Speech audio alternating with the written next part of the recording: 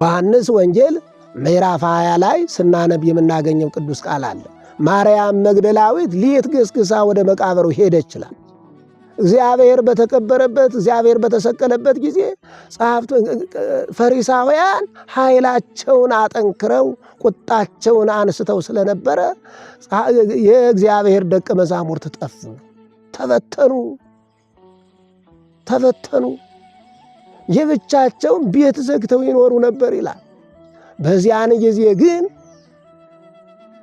ከተቀበረ በኋላ ሁለት ወታደሮች በላይና የሚጠብቁ በጽኑ ጥበቃ እንዲጠብቁት አስቀምጠው ስለነበረ ሚደርስ አልነበረም ይላል።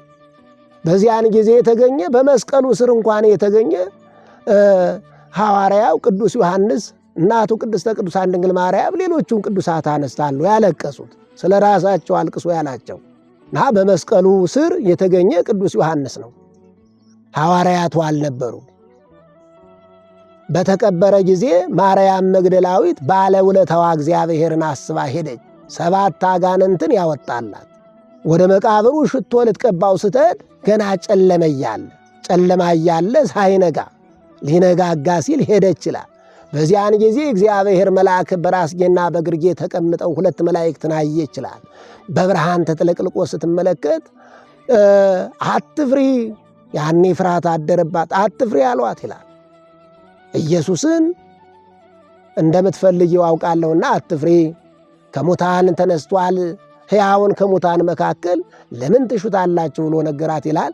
ከዚያም በኋላ ጌታዬን ወስደው እንደሆነ ንገረኝ ብላ አትክልት ጠባቂ መስሎ ሲታያት ጠየቀችው ይላል። የምትጠይቀው የነበረ ግን የምትፈልገውን ነበረ። ማርያም ሲላት ረቡኒ በሚል በዕብራይስጥ ቋንቋ ተናገረችው ይላል። ሄደሽ ወደ ጌታዬ ወደ አባቴ ወደ አባታችሁ ወደ አምላኬ ወደ አምላካችሁ እሄዳለሁ ብለሽ ለደቀ መዛሙርት ንገሪያቸው፣ ገሊላ ቀድማችኋለሁ ብለሽ ንገሪያቸው አላት። ቅዱሳን ሐዋርያትን ሄዳ ማርያም መግደላዊት የክርስቶስን ትንሣኤ ያበሰረችበት ቀን ነው። እግዚአብሔር አምላካችን ሞትን ድል አድርጎ የተነሳበት ቀን ነው። ወደ አባቴ ወደ አባታችሁ ወደ አምላኬ ወደ አምላካችሁ ቅድም የተናገር ነው። አባቴ ያለ የባህሪ አባቱ እግዚአብሔር አብን ነው። አምላኬ ያለ ደግሞ በሥጋ ባህሪ መለኮት የተዋሃደው ሥጋው አለ። ሥጋው ያ አምላክ አለው ለሥጋውና ወደ አምላኬ ያለ በሥጋ ገንዘብ እንደሆነ እንጂ እግዚአብሔር ለወልድ አምላክ ያለው አይደለም። ፍጹም ሰው በሚለው በሰውነቱ በለበሰው ሥጋ የተነገረ ኃይለ ቃል መሆኑን መረዳት አለባችሁ ለማለት ነው። ወደ አምላኬ ያለ በሥጋ ገንዘብ የተነገረ ቅዱስ ቃል መሆኑን መረዳት አለብን ማለት ነውና ለቅዱሳን ሐዋርያት መነሳቱን አበሰረቻቸው ይላል።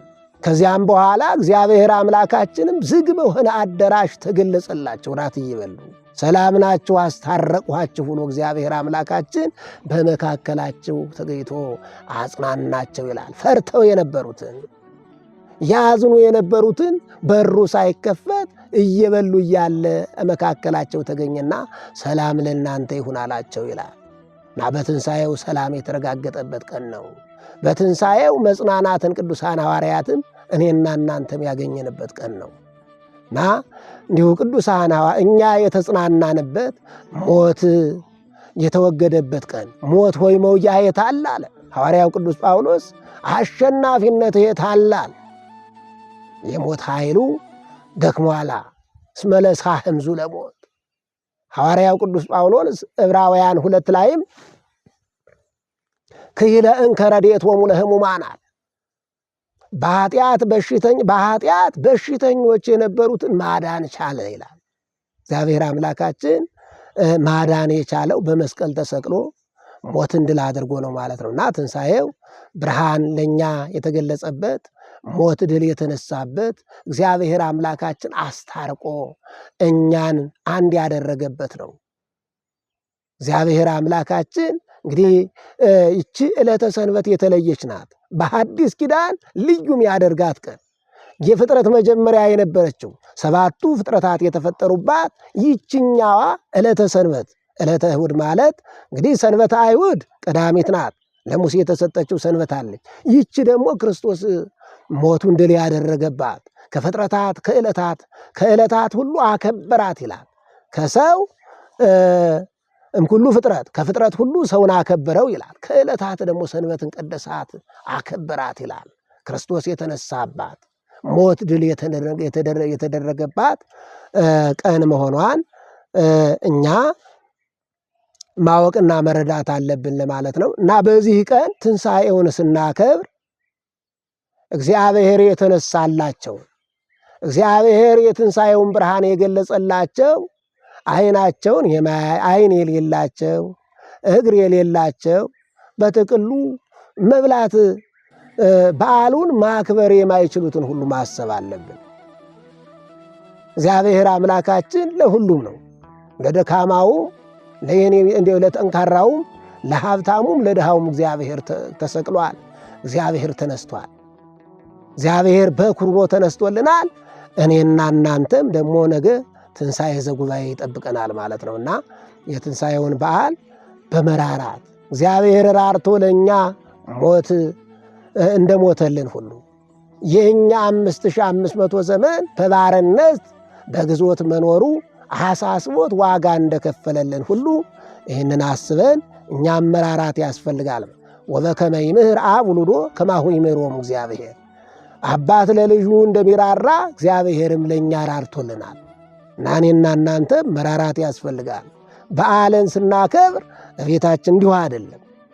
በሉቃስ ወንጌል ምዕራፍ 14 ሶበ ትገብር በዓለከ ጸው ነዳያነ እውራነ ወስውራነ።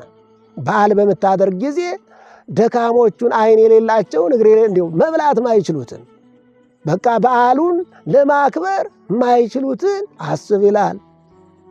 ጎረቤትህን እንዲሁ በጣም በልዩ ሁኔታ ብድራት የሚከፍለውን አትጥራ ነው የሚለው። አለመጥራት ማህበራዊ ኑሮ አትኑሩ ማለት አይደለም፣ ግን በይበልጥ ብድራት ማይከፍሉ ላይ ግን ትኩረት እናድርግ ማለት ነው። የትንሣኤው ብርሃን ደስታው የሐዘን ቀን እንዳይሆንባቸው እግዚአብሔር ብርሃኑን ያበራበት ሞትን ድል አድርጎ የተነሳበት ቀን በዚያን ቀን አዝነውና ተክዘው የሚኖሩ ሰዎች እንዳይኖሩ አምነው ለሚኖሩ የትንሣኤውን ብርሃን ትንሣኤውን ለሚያምኑ ለማያምኑም ሁሉ ሰው ለሆነ ምንራራ ችግር የለው። በግብር ቢጠፉም እግዚአብሔር አምላካችን ፈጥሯቸዋል። እግዚአብሔር ፍጥረታቱ ሁሉ የእግዚአብሔር ናቸው። እግዚአብሔር በምሳሌ የፈጠረው ሰው የሚያመልከው አለ፣ ዋጋውን የሚከፍልበት ጊዜ አለ። አባቶቻችን አማኒ ጻድቅ ኃጥ መናፍቅ ሳይሉ ሁሉንም ይመለከታሉ። ያመነ ያላመነ ይህ ሳይሉ በልዩ ሁኔታ ያሉ ሁሉ በእግዚአብሔር ምሳሌ መፈጠራቸው ብቻ ልዩ ናቸው። እግዚአብሔር የፈጠረውን ፍጥረት የእግዚአብሔርን ፍጥረት ማክበር ግድ ይላል። ሰው ክቡር ነዋ፣ እንደ መልኩ የተፈጠረ ነው። አንደኛ መንግሥተ ሰማያትን የሚወርስ የማይሞት ነው እና ይህንን ማሰብ በትንሣኤ ቀን እግዚአብሔር ዋጋ የከፈለለት መታሰብ አለበት ለማለት ነው። እግዚአብሔር አምላካችን የትንሣኤውን ብርሃን ለሁላችንም ይግለጽልን። ያስተማረን የገሰጸን የመከረን ልዑለ ባሕርይ መድኃኔ ዓለም ኢየሱስ ክርስቶስ ስሙ የተመሰገነ ይሁን። በዚህ ይበቃናል። ወስብሐት ለእግዚአብሔር ወለወላዲቱ ድንግል። ይቆየን።